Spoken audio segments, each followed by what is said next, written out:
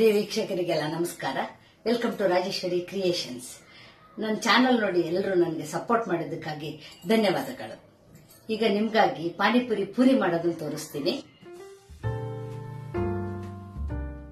ಪಾನಿಪುರಿಗೆ ಪೂರಿ ಮಾಡುವ ಸಾಮಾನುಗಳು: 1 ಕಪ್ ಚಿರೋಟಿ ರವೆ, 1 ಹೀಪು ಚಿರೋಟಿ ರವೆ ಅಥವಾ ಪೆಣಿ ರವೆ, ಅದೇ ಕಪ್ಪಲ್ಲಿ 1/4 ಕಪ್ ಮೈದಾ ಹಿಟ್ಟು, ಸಾಲ್ಟ್ ಫಾರ್ ಟೇಸ್ಟ್, ಕಲಸಲಿಕ್ಕೆ ನೀರು.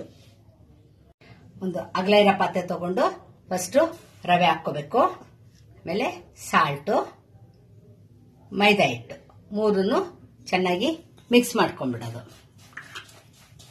ಮಿಕ್ಸ್ ಮಾಡ್ಕೊಂಡು ನೀರು ಹಾಕಿ ಚೆನ್ನಾಗಿ ಕಲಸ್ಕೋಬೇಕು. ಪೂರಿ ಇದು ಮನೇಲೆ ಮಾಡೋದ್ರಿಂದ ತುಂಬಾ ಹೆಲ್ತಿಯಾಗೂ ಇರುತ್ತೆ, ಖರ್ಚು ಕಡಿಮೆ.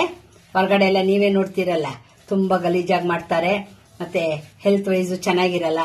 ಅದರಿಂದ ನೀಟಾಗಿ ಕಡಿಮೆ ಖರ್ಚಲ್ಲಿ ಟೇಸ್ಟಿಯಾಗಿ, ಮೇನ್ ಥಿಂಗ್ ಟೇಸ್ಟಿಯಾಗಿ ಮನೇಲೆ ಮಾಡ್ಕೋಬಹುದು.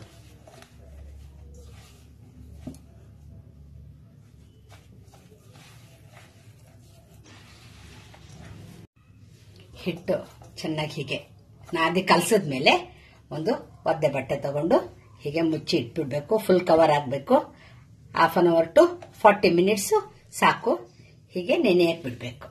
ಕಲಸಿಟ್ಟಿರೋ ಪೂರಿ ಹಿಟ್ಟು ನೆನೆದಿದೆ. ಇವಾಗ ಹಿಟ್ಟನ್ನು ತಗೊಂಡು ಚೆನ್ನಾಗಿ ನಾದ್ಕೊಂಡ್ಬಿಟ್ಟು ಹೀಗೆ ಮುಚ್ಕೊಳ್ಳಿ. ಚೆನ್ನಾಗಿ ನಾದಿ ಮತ್ತೆ ಬಡಿಬೇಕು. ಬಡಿದ್ಮೇಲೆ ಮೈದಾ ಹಿಟ್ಟು ಹಾಕೊಂಡು ತೆಳ್ಳಗೆ ಲಟ್ಟಿಸ್ಕೋಬೇಕು. ಎಷ್ಟು ಸಾಧ್ಯನೋ ಅಷ್ಟು ತೆಳ್ಳಗೆ ಲಟ್ಟಿಸ್ಕೊಳ್ಳಿ. ಚೆನ್ನಾಗಿ ನಾದಬೇಕು ಮತ್ತೆ ಬಡಿಬೇಕು. ಸಾಫ್ಟ್ ಆಗಿರ್ಲಿ. ತೆಳ್ಳಗೆ ನೋಡಿ ಹೀಗೆ ಲಟ್ಸ್ಕೊಂಡಿದ್ದೀನಿ. ಯಾವ್ದಾದ್ರೂ ಒಂದು ಶೇಪ್ ಕಪ್ಪು ತಗೊಂಡು ಈ ತರ ಎಷ್ಟಾಗುತ್ತೋ ಅಷ್ಟನ್ನು ಕಟ್ ಮಾಡ್ಕೊಳ್ಳಿ.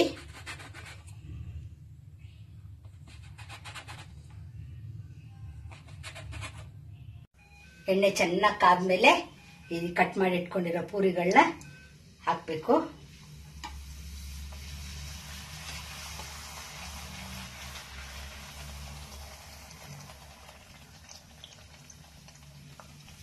ಎಣ್ಣೆ ಚೆನ್ನಾಗಿ ಕಾದಿರ್ಬೇಕು.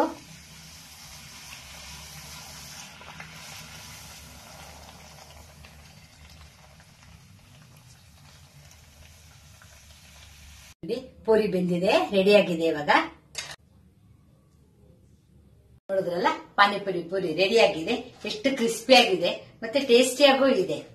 ಈ ವಿಡಿಯೋ ಇಷ್ಟ ಆದ್ರೆ ನಿಮ್ಗೆ ಲೈಕ್ ಮಾಡಿ, ನನ್ನ ಚಾನೆಲ್ಗೆ ಸಬ್ಸ್ಕ್ರೈಬ್ ಮಾಡಿ.